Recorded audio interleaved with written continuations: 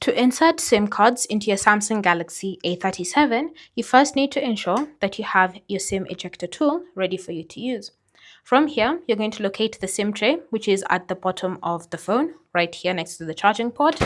And you're going to insert the SIM ejector tool into the port on the SIM tray and just push it in until the tray pops out.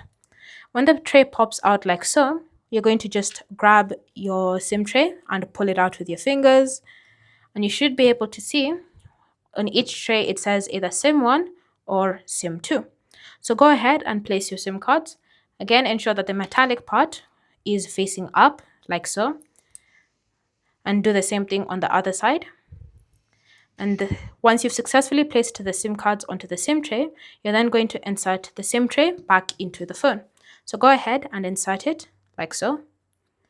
And then after a few moments, it should be picked up.